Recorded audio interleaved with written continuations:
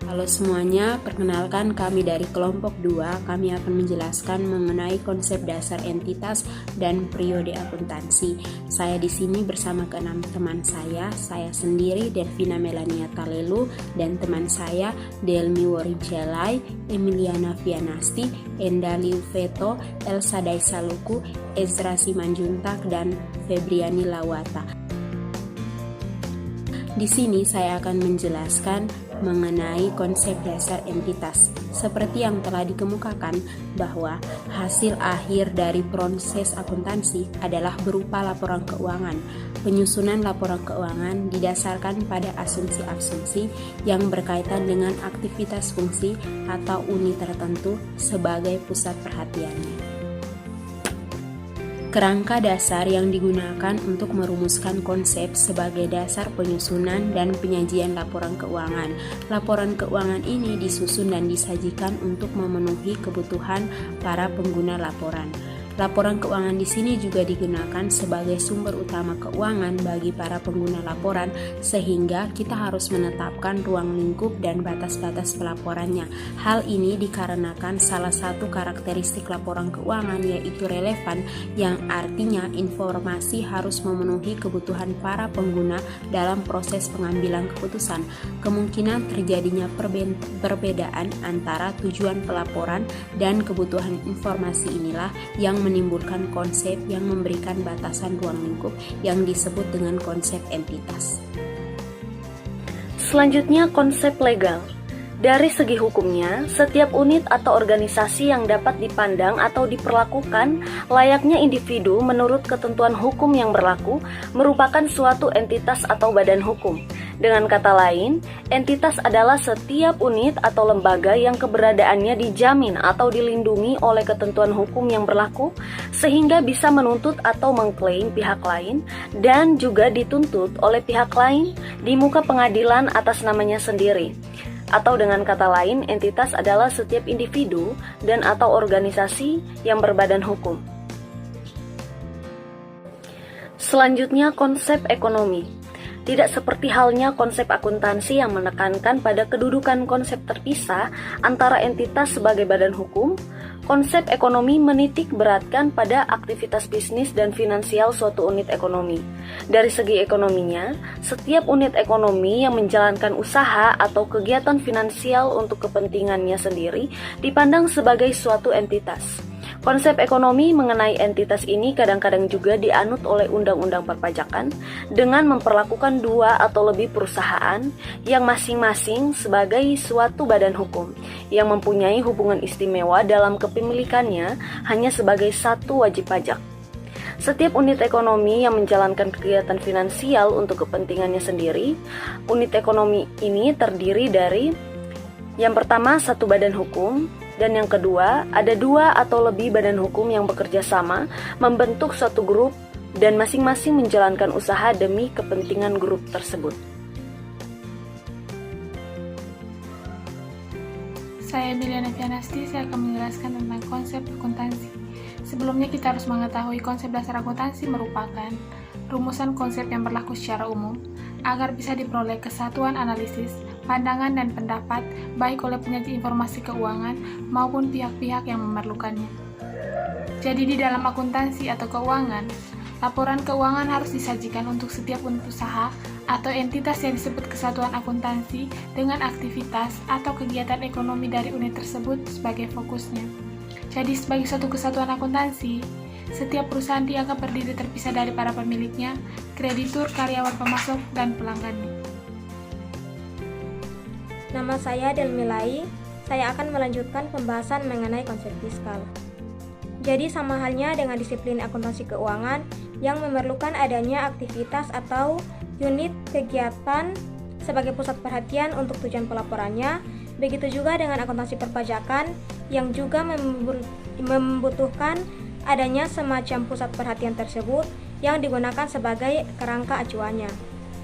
Pajak termasuk pajak penghasilan harus dipungut atau dikenakan pada semacam entitas yang menurut undang-undang pajak disebut subjek dan atau wajib pajak. Subjek pajak di sini meliputi perseorangan, badan, atau lembaga lainnya untuk menggantikan yang berhak sebagai pihak atau unit di mana objek pajak yang timbul dapat diasosialisasikan atau dianggap melekat. Sedangkan wajib pajak adalah orang atau badan yang menurut undang-undang diwajibkan untuk melakukan perhitungan, pemungutan, pemotongan, pembayaran, dan juga pelaporan pajak. Saya akan melanjutkan menjelaskan mengenai anualisasi PKP atau penghasilan kena pajak. Dalam Undang-Undang Pajak Penghasilan tahun 2000 menetapkan tarif marginal pajak penghasilan yang tertinggi untuk wajib pajak pribadi ialah 35%, sedangkan untuk wajib pajak badan sebesar 30%. Tanpa adanya ketentuan untuk menganualisasikan penghasilan sebagai basis perhitungan pajak dalam masa transisi bagi para wajib pajak yang ingin mengubah tahun pajaknya dengan mudah, wajib pajak dapat menghindari pengenaan tarif pajak tinggi tersebut. Ini dapat dilakukan dengan cara seringkali mengubah tahun pajaknya dalam interval waktu yang relatif pendek, mengurangi jumlah penghasilan kena pajak yang harus dilaporkan di dalam surat pemberitahuan. Perkenalkan, nama saya Enda Atika Juniarti Liuveto, NIM 19-120-112. Di sini saya akan menjelaskan tentang alternatif metode alokasi pajak. Pada dasarnya terdapat 3 alternatif metode alokasi pajak yang bisa dipakai, yaitu yang pertama deferred method atau metode yang bisa ditangguhkan. Menurut metode ini, selisih jumlah pajak penghasilan terutang berdasar SPT dengan biaya pajak penghasilan berdasar laba akuntansi dalam satu periode harus dicatat dan disajikan dalam laporan keuangan sebagai pajak yang ditangguhkan.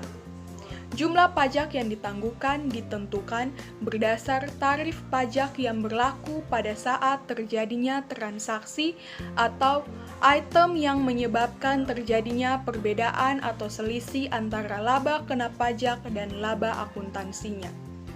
Deferred method berorientasi pada laporan rugi laba dan menitik beratkan pada tercapainya proper matching antara pendapatan dan biaya dalam periode di mana selisih perhitungan pajak terjadi. Yang kedua, liability method. Liability method atau metode kewajiban. Menurut metode ini, jumlah pajak yang ditangguhkan ditentukan berdasar tarif yang diharapkan akan berlaku dalam periode di mana selisih pajak akan dikompensasikan. Perhitungan pajak yang ditangguhkan bersifat tentatif yang selalu memerlukan penyesuaian pada setiap kali terjadi perubahan tarif pajak penghasilan. Menurut liability method, pajak yang ditangguhkan harus dipandang sebagai kewajiban ekonomis untuk pajak yang terutang atau sebagai aktiva untuk pajak yang dibayar di muka. Dan yang ketiga ada net of tax method. Menurut metode ini, melaporkan pajak yang ditangguhkan dalam neraca tidak dibenarkan karena biaya pajak penghasilan yang dilaporkan dalam laporan rugi laba harus sama dengan jumlah pajak penghasilan terutang atau pajak yang harus dibayar untuk periode yang bersangkutan.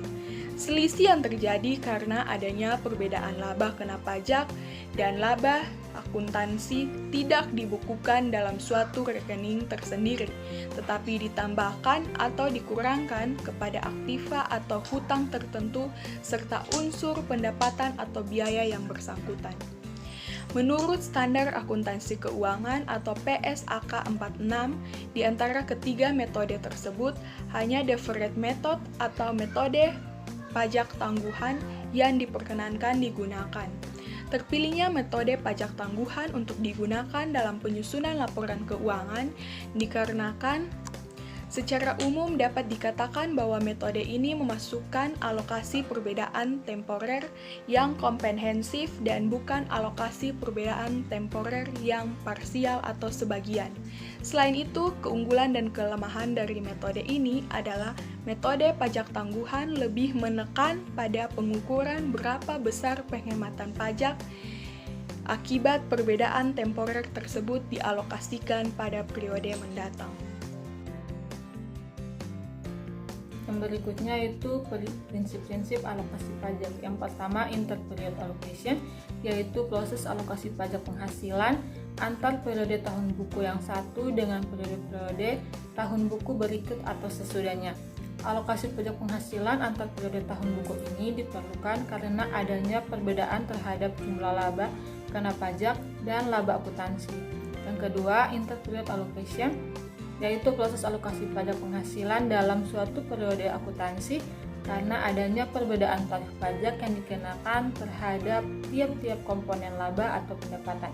Misalnya, tarif laba sebelum pos luar biasa berbeda dengan tarif pajak untuk laba atau rugi luar biasa.